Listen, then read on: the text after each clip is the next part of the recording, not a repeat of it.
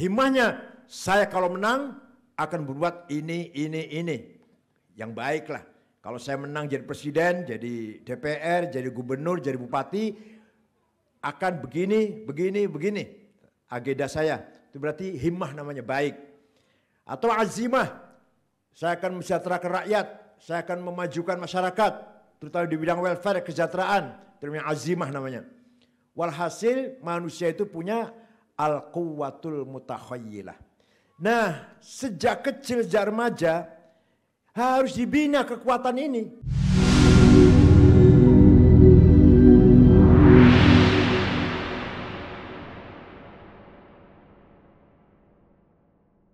Sering saya dongengkan Musa kecil, ada anak laki-laki namanya Musa dari Bani Israel di Mesir. Lahir waktu itu Fir'aun menginstruksikan tentaranya, polisinya agar membunuh bayi yang lahir laki-laki dari Bani Israel yang lahir di minggu-minggu ini. Lahir seminggu 2 minggu ini, bunuh. Karena dialah yang akan menghancurkan kerajaan saya. Mulailah tentara operasi. Musa dilahirkan pada minggu itu. Oleh ibunya atas ilham dari Allah. Dibuang ke sungai. Taruh di kotak itu tabut. Dibuang ke sungai Nil. Tuhan yang atur.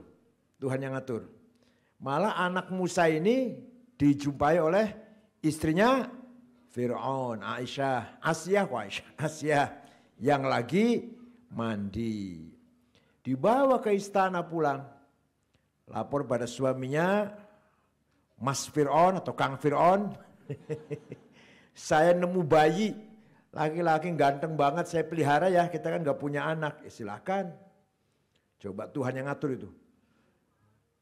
Walhasil ringkas cerita ini saya gak akan dongeng tidak, tapi hikmah dari dongeng ini. Musa sejak melek, tamyiz, remaja, anak-anak, dewasa, hidup di tengah-tengah istana yang isinya apa? Kufur, fasik, maksiat. Di dalam istilah Fir'aun isinya apa? Kekufuran, kefasikan, kemaksiatan. Tapi berkat didikan imra'atun abidah mukhlisah, imra'ah mu'minah abidah mukhlisah. Karena Musa dididik oleh seorang ibu Asyah yang mukminah, yang abidah, yang mukhlisah, ikhlas, tanpa pamrih apa-apa didik Musa ini. Musa jadi kafir tidak? Jadi fasik tidak? Jadi tukang maksiat tidak? Coba kalau kita hidup sejak kecil di tengah-tengah keluarga yang isinya kufur, maksiat, fasik, kira-kira gimana kira-kira? Kira-kira setelah besar gimana? Musa coba hidup di tengah-tengah istana yang isinya kekufuran, kefasikan, minum-minuman, mabok-mabokan, tari perut, telanjang, zina. Tapi Musa tidak terkontaminasi oleh situasi seperti itu. Nah, ini sama dengan pesantren insya Allah. Silakan di luar sana, tawuran, geng motor, narkoba, perkosaan, kenakalan remaja. Di dalam pesantren, saya jamin tidak akan terjadi kenakalan seperti itu. Jadi pesantren ini bagaikan Siti Asyah ini. Guru-guru di pesantren bagian Siti Asyah yang menjaga keselamatan, kebaikan, keselamatan putra-putri bapak semuanya. Kalau sudah selamat, kalau sudah bapak anak putri bapak selamat, maka tidak akan terkontaminasi dengan keadaan seperti sekarang. Coba lihat YouTube sekarang. Ya, berita bagusnya banyak. Saya gak suka lihat YouTube, ada berita-berita yang menarik, berita-berita yang ada capres, ada cawapres, ada apa macam-macam berita. Ya baik beritakan. Tapi berita merusak atau informasi yang merusak luar biasa, terutama masalah seks, terutama film-film pendek di YouTube ini yang kalau dilihat oleh anak kita nggak pantas kan ya. Tapi kalau anak kita sudah dijaga imannya, dijaga akhlaknya, silahkan lihat YouTube. Nggak akan terkontaminasi. Insya Allah. Wa'alamu anna fikum Rasulullah law yuti'ukum fi katsirin min al-amri la'anittum walakinna Allah habbaba ilaikumul iman. Allah akan menjadikan putra-putri Bapak mencintai iman. Mencintai iman. Kalau sudah cinta iman, wa karraha ilaikumul kufra, benci kekufuran. Wal fusuqa, benci kemaksiatan. Wal isyan, dan benci maksiat. Kalau sudah ada rasa cinta iman, benci kufur, benci maksiat, benci kefasikan, melihat YouTube gak akan terpengaruh apa-apa. Silakan pegang HP anak-anak, gak akan terpengaruh. Tapi kalau belum terbentuk karakter yang mencintai iman, benci kufur, benci fasik, saya tidak menjamin masa depan anak kita akan jadi apa. Sejak kecil melihat YouTube yang isinya kayak gitu tadi, nanti kalau besar akan jadi apa anak itu? Saya nggak jamin. Kalau belum betul-betul dibangun, dibentuk karakter mencintai iman, membenci kekufuran. Dan insya Allah di pesantren ini mendidik anak-anak dengan sempurna. Bukan hanya akalnya, bukan hanya emosinya, tapi juga spiritualitasnya, kolbunya, ruhnya. Manusia itu pertama terdiri dari an-nafsun natiqah. Apa? An-nafsun natiqah. The power of intelligence. Kecerdasan. Harus dipelihara. Harus dikembangkan kecerdasan ini. Harus dibina. Dan akalnya anak-anak kecil, al-quwwatun natiqah bagi anak-anak kecil sangat luar biasa. Orang tua kalah. Kalau ngapalkan cepat. Kalau memahami cepat. Kemudian hafalan disimpan di otak kanannya, menghafal itu. Menyimpan otak kanannya. Menghafal otak kiri, disimpan di otak kanan. Itu cepat sekali anak kecil. Ketika yang tua kalah. Anak kecil cepat sekali ngapal alfiyah, ngapalkan amriti, ngapalkan pelajaran, Quran. Mudah sekali. Namanya al-quwwatun natiqah. Saya yakin putra-putri Bapak semuanya sehat-sehat, cerdas-cerdas. Perlu harus dibimbing. Digosok, diasah agar menjadi kecerdasannya bermanfaat. Wal ya'lamal ladzina utul ilma annahul haqqu min rabbik. Kecerdasan kita untuk mengetahui kebenaran. Kecerdasan dimiliki oleh anak kita digunakan untuk mengetahui kebenaran dari Allah. Kecerdasannya untuk digunakan untuk mengetahui kebenaran dari Allah. Itu namanya an-nafsun natiqah. Di pondok disinilah insya Allah kecerdasan putra putri Bapak akan di manage, dibina, dikembangkan, dipertajam, akan menjadi anak yang cerdas insya Allah. Tidak terbatas sebatas an-nafsun natiqah saja, al-quwwatun natiqah saja, tapi pesantren juga akan membina al-quwwatul mutakhayyilah. Jadi kekuatan manusia nomor 2 itu apa? Al-quwwatul mutakhayyilah. The power of idea. Saya ingin jadi presiden. Saya ingin jadi jenderal. Saya ingin jadi orang kaya. Ternyata apa namanya? Al-quwwatul mutakhayyilah. Apa namanya? Kekuatan yang mengandung cita-cita, harapan. Isinya di sana ada himmah dan azimah. Ada apa? Himmah dan azimah. Didorong dengan, di situ ada hawa nafsu. Di situ ada hawa nafsu, namanya ghadabiyah dan syahwatiyah. Ghadabiyah, saya harus menang. Nah, himmahnya, saya kalau menang akan berbuat ini. Yang baiklah. Kalau saya menang jadi presiden, jadi DPR, jadi gubernur, jadi bupati, akan begini. Agenda saya. Itu berarti himmah namanya, baik. Atau azimah. saya akan mensejahterakan rakyat, saya akan memajukan masyarakat, terutama di bidang welfare, kesejahteraan, terutama azimah namanya. Walhasil manusia itu punya al-quwwatul mutakhayyilah. Nah, sejak kecil, sejak remaja, harus dibina kekuatan ini. Kita yang tua nggak merasa nggak ada yang bina dulu ya. Kita yang tua nggak ada yang bina ini. Maka anak-anak bapak, ibu, putra-putri bapak di pesan ini akan dibina, akan dipelihara, akan dikembangkan, diluruskan, dipertajam kekuatan mutakhilahnya, kekuatan ideanya, agar cita-citanya baik, kemauannya baik, harapannya baik. Ala qadri ahlil azmi ta'til azaimu wa ta'ti ala qadril kiramil makarimu fatakburu fi ainis saghiri sigharuha wa tasgharu fi ainil azimil adhaimu. Supaya menjadi orang besar, menjadi orang mulia, harus dibangun azimah yang besar. Nabi Muhammad itu orang yang mentalnya besar. Jadi para mubaligh itu kalau ceramah jangan cerita Nabi Muhammad tahajudnya saja, itu ya, itu ya. Nabi Muhammad tahajud sampai telapak kakinya melepuh, itu benar. Nabi Muhammad sabar, tahan lapar sampai diganjel perutnya dengan batu, itu benar. Tapi jangan hanya itu saja yang dibicarakan. Yang disampaikan kepada kita semua harus ditiru mentalnya. Suatu ketika pamannya Nabi Muhammad siapa? Abu Thalib merayu Nabi Muhammad. Muhammad, berhenti dulu dakwahnya lah. Kamu terancam akan dibunuh kamu itu.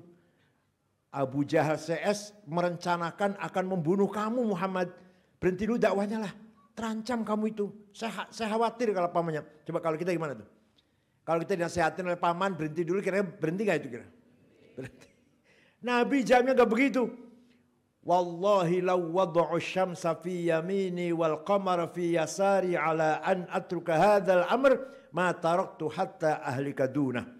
Demi Allah paman, saya tidak akan berhenti. Apapun yang akan terjadi sampai seandainya mereka meletakkan matahari tangan kananku, bulan di tangan kiriku, agar aku berhenti dakwah, saya nggak akan berhenti sampai saya mati atau menang. Itu namanya mental, itu namanya quwwah mutakhayyilah, itu namanya. Paham tidak? Nah, anak kita ini akan didik seperti itu nanti di pondok itu. Gak kayak bapaknya lah, akan menjadi anak yang tidak mudah putus asa. Selalu optimis, selalu maju ke depan. Siap berkorban, siap bertanding, siap menunjukkan siapa saya. Itu namanya anak punya visi dan misi namanya. Nanti pulang ke tengah-tengah masyarakat di desanya masing-masing, siap menjadi aktivis di masyarakat, jadi benteng masyarakat, menunjukkan siapa saya. Itu namanya yang mempunyai quwwah mutakhayyilah yang baik. Jadi cita-citanya, kemauannya, harapannya, hasratnya akan dibangun di dalam pesantren At-Taqofah ini. Ini akan bangun ini, bukan saya, bukan ini nih. Bukan saya, bukan ini, gurunya ini akan bangun nih. Akan bentuk mentalnya itu. Muhammadun qaimun lillahi duhimami. Muhammadun sadiqul aqwali wal kalimi. Muhammadun thabitul mithaqi hafidhuhu. Muhammadun tayyibul akhlaqi wasyiyami.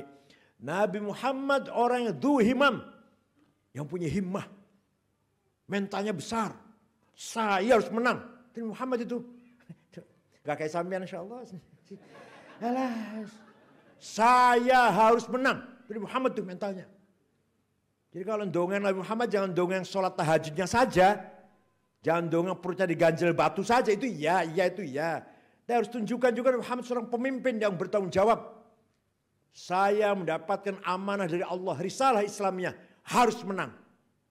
Begitu pula para sahabatnya, begitu pula para ulama, begitu pula para wali songo, begitu pula Kiai Hasyim Asy'ari. Saya harus berhasil membangun NU. Berhasil kan? Itu dari quwwah mutakhayyilah Kiai Hasyim Asy'ari. Bung Karno yang bukan ulama ini, Bung Karno. Indonesia merdeka. Punya apa Bung Karno? Punya apa?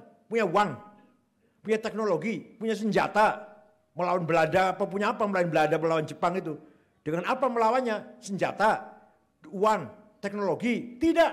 Dengan himmah dan azimah. Apa namanya? Yang himmah azimah itu adanya di mana? Quwwah mutakhayyirah. The power of idea. Paham betul? Nah, putra putri Bapak Ibu di sini di Takofa ini insya Allah kekuatan khayalnya, kekuatan mutakhilahnya, himmah dan azimah akan dibangun. Keluar dari sini insya Allah akan menjadi orang yang punya visi misi, yang punya cita-cita, yang punya harapan besar. Kadang orang tuanya aja kalah. Nah, bukan hanya sebatas itu. Nah, kalau ilmu jiwa barat, Abraham Maslow, ahli ilmu jiwa Yahudi, berhenti di situ. Membahas manusia itu hanya akal, kuwan natikoh dengan emosinya, kuwan mutakhilah. Islam tidak. Imam Ghazali tidak berhenti di situ. Tapi di samping kecerdasan, kuwan natikoh, di samping kebesaran, kuwan mutakhilah, satu lagi yang harus dipelihara oleh pesantren. An-nafkhah rabbaniyah, al-quwwatur ruhaniyah. Apa namanya? Kuat. Kekuatan spiritual. Kekuatan kalbu. Apa kuatnya kalbu dengan apa? Bil iman. Wat taqwa. Wal mahabbah. Wal khosyah. Was sakinah. Wat tuma'ninah. Itu kekuatan hati itu. Hati kita menjadi hati yang beriman. Bertakwa. Selalu diisi dengan hal-hal yang positif. Husnudon. Mu'asyarah bil ma'ruf, sabar, apik, selektif, tidak semrawut. Ya, dengan teman selalu ta'awun, gotong royong, pemaaf. Jangan sampai isinya hati kita isinya takabur, sombong, egois, rakus, tamak, suudon, ujub, sok ria, paling hebat sendiri, nggak merasa paling hebat sendiri. Gitu nggak kira-kira kita? Kita gitu nggak? Di mana kita adanya di mana nih? Yang sini tadi. Ini namanya munjiat. Yang sebelah kanan namanya apa? Munjiat. Sabar, tawadu, ridho, syukur, mahabbah, dan seterusnya lah yang baik-baik ya. Husnudon, mu'asyir bil ma'ruf. Yang sebelah kiri yang negatif namanya muhlikat, takabur, ananiyah, sombong, suudon, negative thinking, buruk sangka, adawah, permusuhan, bagdo, kebencian, apalagi dan seterusnya lah. Hasad, dengki, iri. Kira-kira yang di kita ini yang banyak mana nih? Yang banyak. Yang sabarnya apa yang sombongnya kira-kira kita ini? Coba. Dan ini anak kita, anak bapak, putra putri bapak. Insya Allah di pesannya akan dibentuk kolbunya. Akan dibentuk nafkhah robbaniyahnya. Menjadi anak yang sabar, yang berakhlak mulia, tidak sombong, tidak takabur, tapi berakhlak mulia, tawadu, bertakwa, mempunyai sikap yang mulia dengan tetangga, dengan teman, dengan orang tua, dengan guru, dengan kiai, dengan Allah, tidak sombong. Itu namanya munjiat. Itu adanya di pesantren. Di luar pesantren, mohon maaf, di luar pesantren nggak akan ke situ didiknya anak-anak itu, nggak akan sampai ke situ. Ikhlas, bersyukur, mencari ilmu ikhlas, bukan karena ingin ijazah atau gelar atau titel, bukan. Dengan kiai, dengan guru hormat, bukan karena dipaksa tidak, tapi dengan kesadaran sendiri hormat, taat aturan, disiplin. Namanya yang dibentuk apa namanya? Nafkhah Rabbaniyah atau Al-Quwwah Ar-Ruhaniyah. Waktu saya pesantren di Krapyak, Kiai Haji Ali Maksum, Rois Am PBNU dulu. Nah, beliau punya kitab perpustakaan, misah dari rumahnya, satu gedung sendiri seginilah. Ya, separohnya ini atau ya. Isinya buku-buku kitab beliau pribadi. Itu silahkan dibaca. Ada tulisannya, oleh diwoco, haram digowo.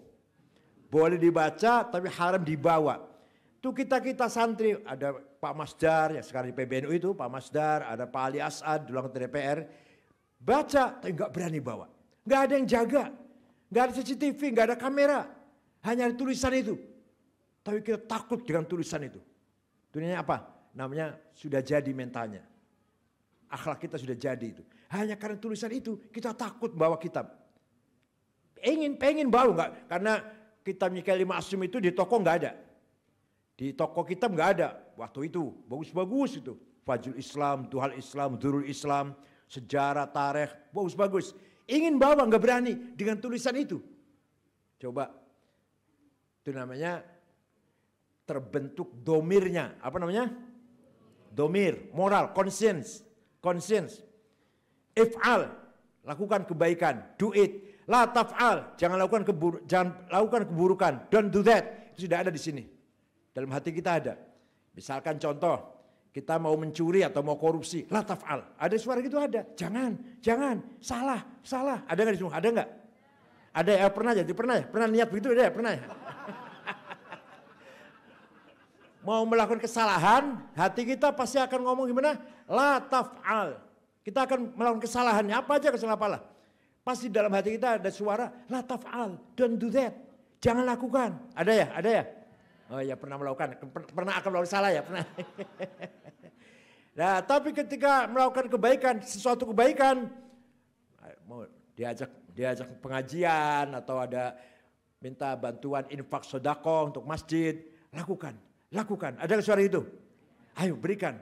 Itu namanya, yang bersuara itu namanya domir. Apa namanya? Conscience.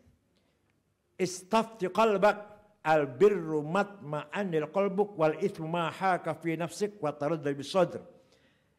Kalau kamu lakukan itu tenang, orang lihatmu senang, apalagi masuk berita, masuk medsos, wah senang itu.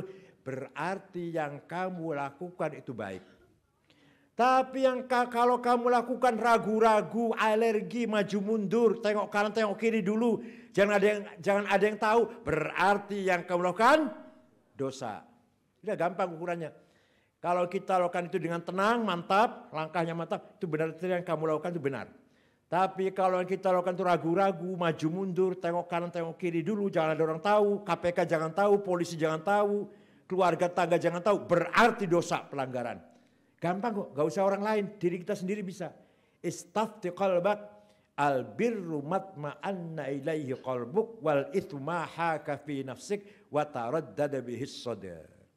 Nah, kalau sudah moralnya bicara begitu, sehat normal, maka akan ada suara terakhir sebagai hakim yang memegang vonis keputusan, kamu baik. Tadi kan kita mau salah, dilarang oleh domir, jangan. Terus kita berhenti nggak melakukan, maka ada suara dari hakim dari hati kita, kamu benar. Saya mau korupsi, ada suara, jangan. Akhirnya saya tidak korupsi, nanti akan ada suara, kamu benar. Mau korupsi, ada dilarang oleh domir kita, jangan. Terus jalan korupsi, maka akan ada suara dalam hati kita, kamu salah. Ada nggak gitu? Suara itu ada nggak itu? Ada nggak suara gitu? Kalau kita melanggar, pasti ada suara, kamu salah, kamu dosa, kamu melanggar, kamu kurang ajar. Ada nggak gitu? Jadi pernah melanggar, pernah ya? Nah itu namanya apa? Suara itu namanya apa? Fuad. Apa namanya?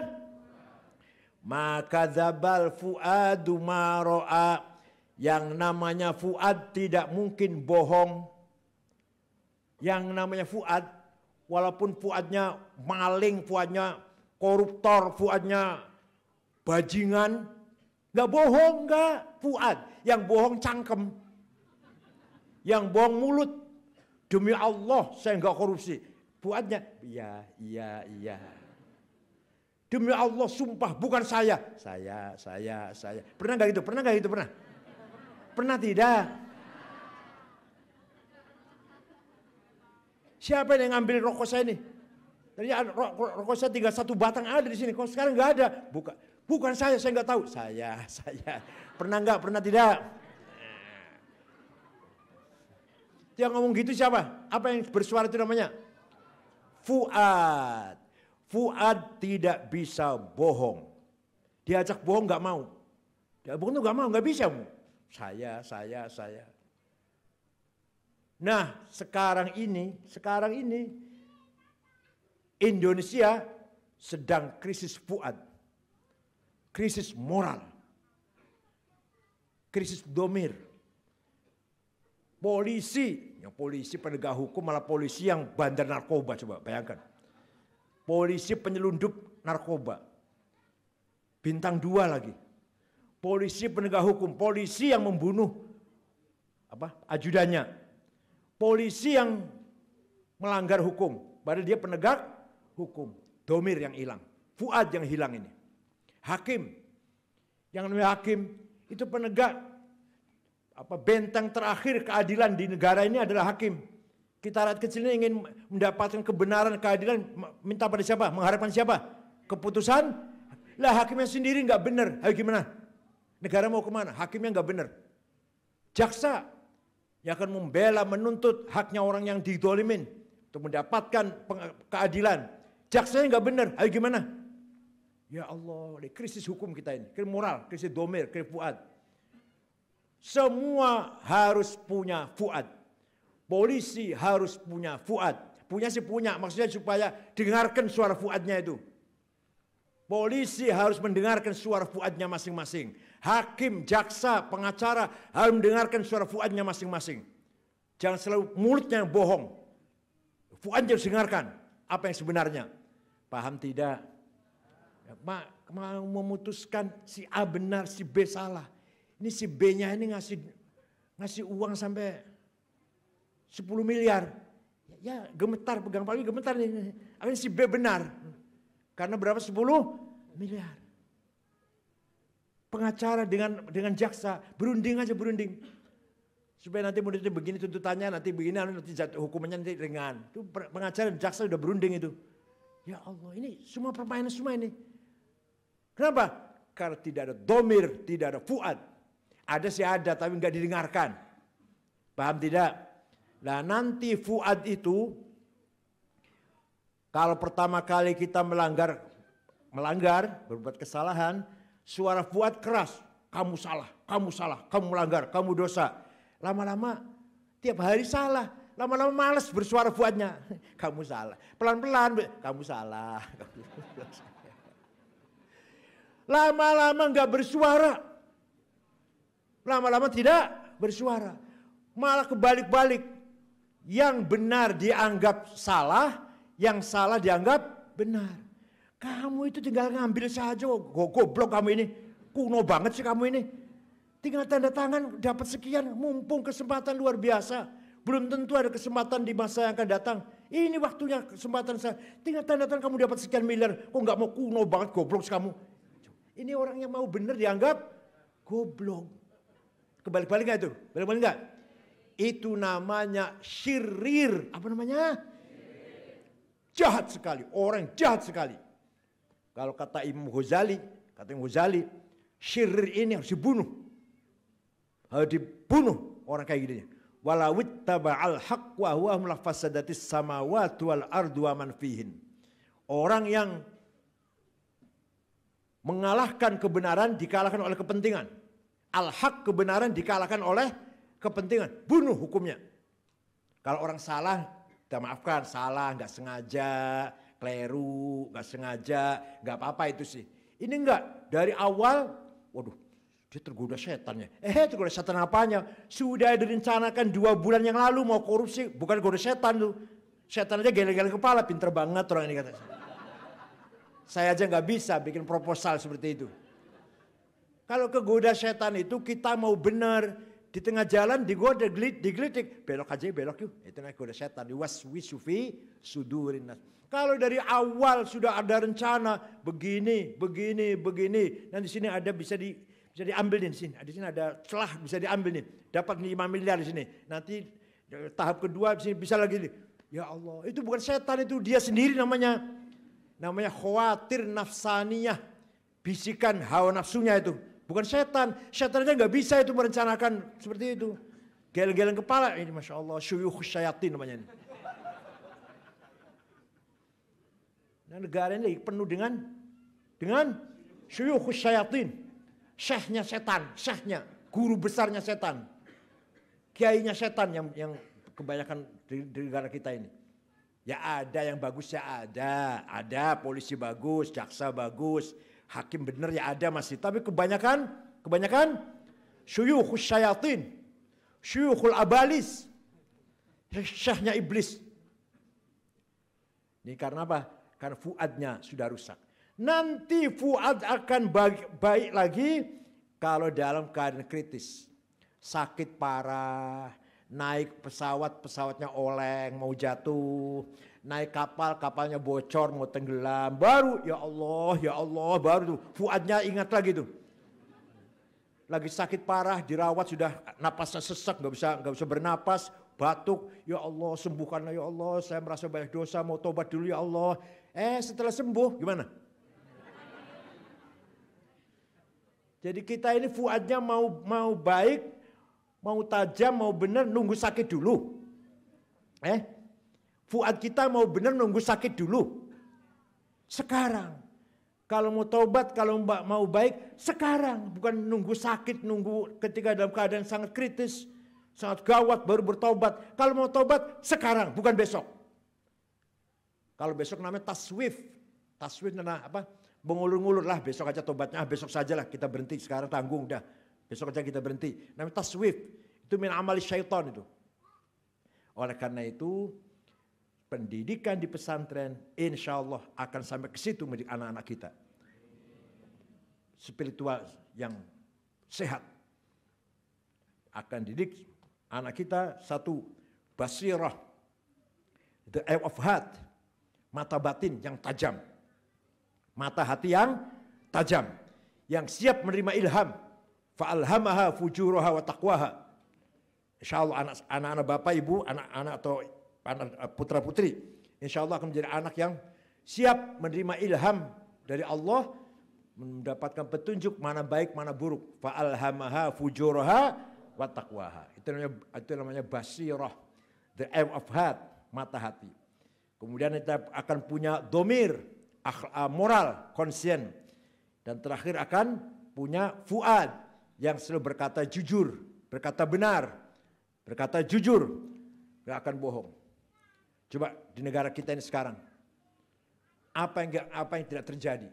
Semuanya terjadi. Bapak merkosa anak, anak membunuh ibu, terjadi nggak itu? Kakak merkosa adik, kakak bunuh adik, teman bunuh teman, narkoba di mana-mana. Apalagi? Wah, luar biasa kalau berita setiap hari, kejadian berita setiap hari, luar biasa. Ini yang hilang apa? Akhlaknya ini, moralnya ini, yang sudah nggak ada lagi. Puncaknya apa? Korupsi 8 triliun. Kalau korupsi 100 juta, 200 juta, merugikan negara. Tapi kalau korupsi 8 triliun, menghancurkan negara. Korupsi 10 juta aja nggak boleh, merugikan negara, dihukum, di penjara lah. Tapi kalau 8 triliun, membangkrutkan negara. Ini lagi ada korupsi 8 triliun nih di Kementerian apa? Kominfo. Coba, mana itu moralnya, mana domirnya itu, mana fuadnya itu. Saya pun tidak mengatakan pejabat harus malaikat, enggak lah. Oke, ada salah, nggak apa-apa, salah dikit-dikit. Tapi kalau 8 triliun bukan hanya salah itu. Innama jazaa'ul ladzina yuharibuna Allah wa rasulah wa yas'auna fil ardi fasada ay yuqtalu aw yusallabu aw tuqta'a aydihim wa arjuluhum min khilaf aw yunfau min ard. Qur'annya begitu. Orang yang menghancurkan tatanan kehidupan masyarakat, hukumnya dibunuh, dipotong 2 tangan 2 kaki, disalib, dibuang ke laut. Orang kalau sudah jahat seperti itu. Bukan hanya di penjara, bukan. Kalau yang korupsi 100 juta, 200 juta di penjara, oke. Itu namanya merugikan negara. Tapi kalau 8 triliun, menghancurkan, membangkrutkan negara. Ini lagi ada korupsi 8, coba 8 triliun kalau untuk beli kerupuk, berapa itu? Ya Allah. Lah masa depan kita ini masih 10 tahun akan datang, 20 tahun akan datang. Anak kita akan menjadi pemimpin. Kita udah mati kita. Saya udah mati. Nanti cucu saya ini akan jadi, ya entah jadi apa, nanti akan megang seterusnya. Anak-anak bapak semua akan jadi DPR, jadi camat, jadi gubernur, bupati, wali kota, pejabat, direktur, deputi direktur. Nanti anak-anak bapak ini akan jadi itu. Kalau tidak digodok nafkah robbaniyahnya, al-quwwatur robbaniyah dari sekarang, akan jadi apa nanti? Paham tidak? Walhasil putra-putri bapak di Ahtaqofa ini insya Allah akan lebih baik masa depan daripada masa sekarang. Insya Allah. Kalau jadi gubernur, bupati, konglomerat, jenderal, direktur, ketua perusahaan, anak-anak bapak yang punya domir, punya fuad, punya basirah, tidak akan seperti sekarang. Nanti ada lagi lebih dari itu, lebih dari fuad namanya, tapi berat ini, sudah berat. Namanya quwwah asrar, quwwatul asrar. Ya, spirit apa? The spirit of spiritual. The spirit of power. Kekuatan rahasia dalam hati manusia. Puncaknya quwwah lataif. Latifah yang ada dalam hati, orang bisa ma'rifat, bisa mengetahui hal rahasia di dunia ini dengan latifah. Ini enggak usah dibicarakan. Ini sudah berat ini dua ini. Sudah bukan makomnya bicara seperti itu. Bisa bicara seperti ini kalau bapak sudah tidak mikirin uang. Kalau sudah ibu nggak mikirin uang, nggak mikirin kekayaan, ambisi, jabatan, saya bisa cerita apa itu asror, apa itu lataif. Dah nggak usah cerita dulu. Yang tiga tadi, yang apa tadi? Yang tiga apa? Basirah, domir, dan fuad. Dan itu aja tiga itu. Yang dua asror dan lataif, waduh berat. Kalau masih cinta duit nggak usah cerita itulah.